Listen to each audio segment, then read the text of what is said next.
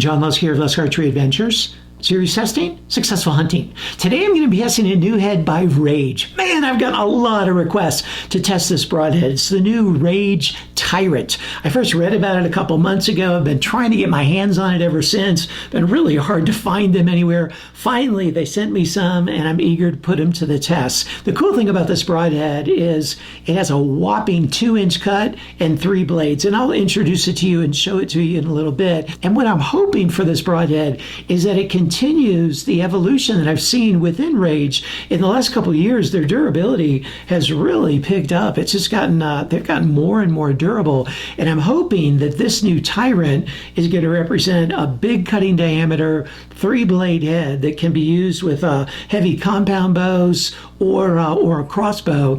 And I'm hoping it's durable enough, like more durable than the Megameat. The Megameat is a good broadhead, but man, it's just not very durable. I'm hoping, fingers crossed, that Rage continues their evolution of durability with this new Tyrant. So I'm going to be putting it to the test using my regimen for 2026. And for a detailed description of that, please check out the video I posted earlier this year called 2026 Broadhead Test Process, and it'll explain it all to you. I'm going to be using, for most of the shooting, my Elite Eon Compound bow set at 62 pounds, 26.5-inch draw. And I'm going to be using also my Ravin LR crossbow at 450 feet per second. And for the arrows, I'm going to be using both Bishop Archery arrows that I've used for many years, as well as I'm experimenting with Day 6 arrows. So I'm going to be using those as well. Let's zoom on in here, go through some of the design features and specifications of this new Tyrant broadhead, and then put it to the test. Here's a good look at this head. Man, it just looks really nice. Spins extremely smoothly. Really cool looking design. Let's start with the materials. First of all, this black part, it's got an aluminum ferrule. And a lot of people scoff at aluminum for a ferrule, but a lot of times geometry trumps material. And when you have beefy aluminum, it can be quite durable. And I don't know, I haven't really tested it yet, but I just see a lot of material there, and it's pretty short. So I'd imagine that's going to be fairly durable, even though it's aluminum. It would be better if it was steel or titanium. It's interesting, it has a titanium tip, okay, really small, very sharp chisel tip. And again, even though it's titanium's a bit softer than most steels, stronger than some steels, got good weight to strength ratio. But when it's really compact like that, again, the geometry is important. I imagine that tip is going to be quite durable.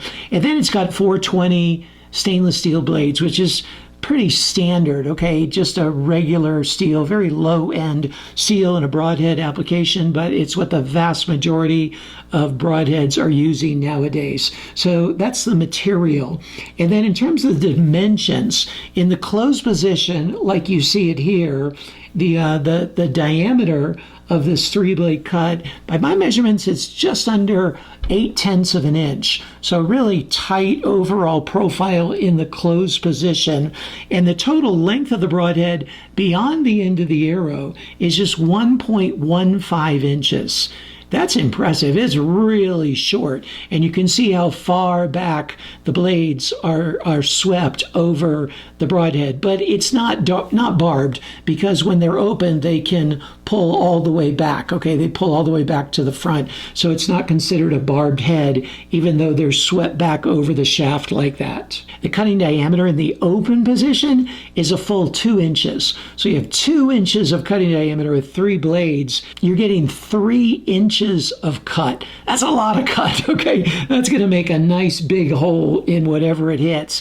And the blades are 0.035 inches thick. Pretty standard thickness to the blades.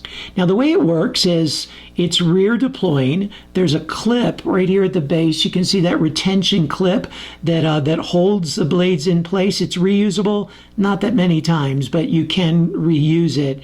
I'm not a big fan of the clips, but they do work, and they hold them securely in place. You just have to keep replacing them, which is not a problem. Just get enough of them if you're going to practice practice with them or you want to reuse them like that.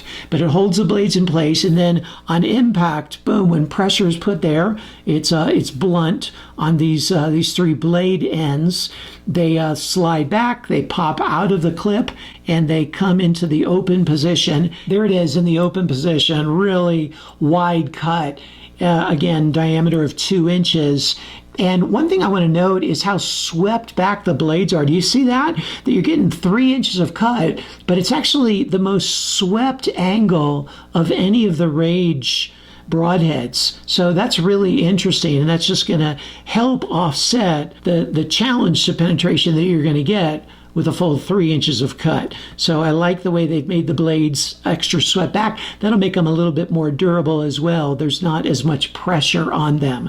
Now, the other thing that's really interesting to note is that the blades are offset. You can see in the closed position that the blades don't line up with the center of the broadhead. And what that's going to do is that's going to give you a rotation on impact. It's going to give you a bit of rotation in flight, and it's also going to give you rotation on impact for just extra wickedness when it comes to the wound channel and bloodletting. And here you can see it even better, that you see the blades are offset. They don't line up with the center diameter of the tip. They're offset a bit, and that's just going to create a rotation as they fly and as they penetrate and make a nice wicked wound channel. Another thing I want to note is they have this interesting kind of a swept back edge. Let me try to get it without putting a shadow on it to the blades. You see how the blades are cut back like that? That makes that tip extremely sharp. I'm not sure exactly why they did it that way. There must be a reason. I mean, it cuts stuff, I'll tell you that. But I cut myself not a few times just messing around with these broadheads because of that tip. I mean, the blades are sharp, but that tip is really, really sharp. And so I imagine it's going to cut tissue like an animal because it really cuts me. So be extra very careful with that exact tip on each of those blades when you're messing around with this broadhead. The price of these comes out to a 3-pack is $60, so $20 per head. Really look forward to putting this head to the test and seeing how it performs.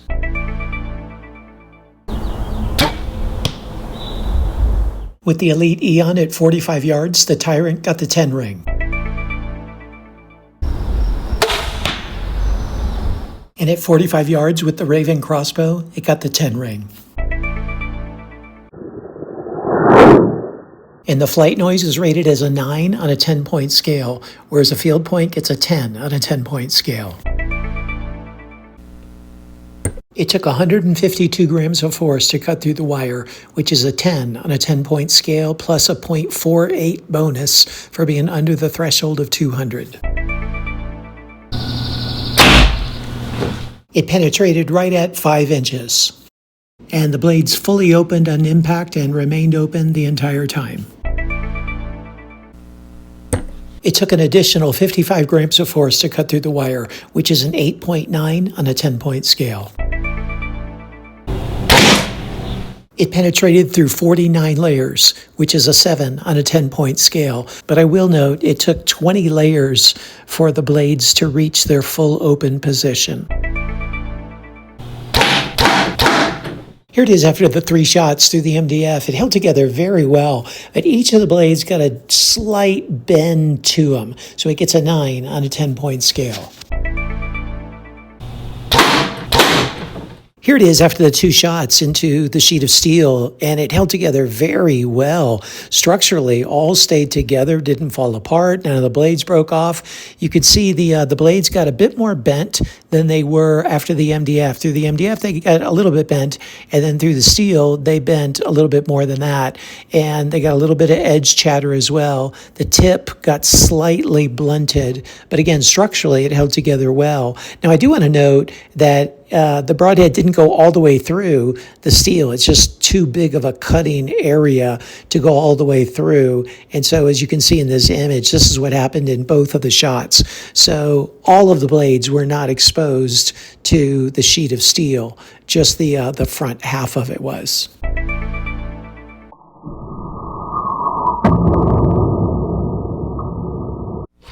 Here it is, after all the durability testing, after the 3 shots through the MDF, each of the blades got a little bit of a bend to them, like their cutting diameter just got a little bit less, but they held together structurally quite well. And then after the 2 shots through the steel plate, I was really surprised that they all stayed intact. Now, the blades didn't go all the way through the steel plate because it's moving a lot of blade through that steel, and I didn't have enough oomph to drive it all the way through, so it didn't test the blade at its total length.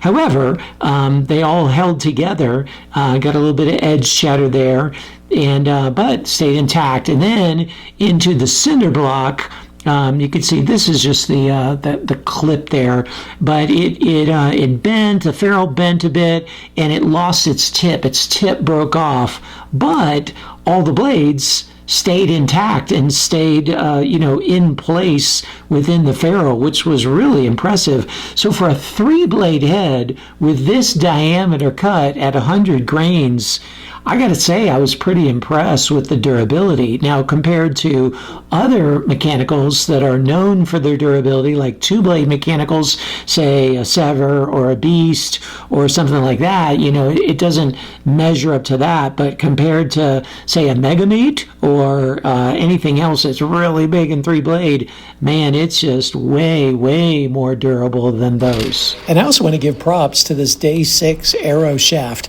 This is now the 4th time I've shot it into cinder block, and it's showing no signs of wear. So what'd you think? And I tell you, I was pretty impressed, all right? I knew about the cut size, figured it would be pretty sharp, figured it would fly pretty well. It did all that.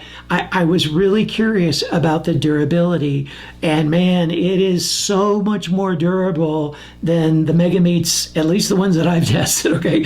It's so much more durable than that. I mean, you're still dealing with a 3-blade mechanical at 100 grains, so your durability is going to be relatively limited, but this one did pretty well for that cut size and that weight. And, penetration is compromised. You got to have a heavy setup for this, a heavy compound bow setup or a crossbow. But man, if you've got that, this is going to punch a big hole in things, and it's not going to be as likely to fall apart as at least the Megameats that I've tested. But hey, you check out the score sheet and see how it performed in the areas that matter to you the most, and see if this might be a good fit for you and your setup and your hunting needs. And stay tuned for a summary of the score sheet. You can find the detailed score sheet in the video description. Stay tuned for a summary of that score sheet, and also the overall cumulative score and the corresponding Lusk grade. And also stay tuned for a list of all the discount codes that I can offer just to help you save some money in the field. Hey, thanks so much for tuning in. I look forward to seeing you next time.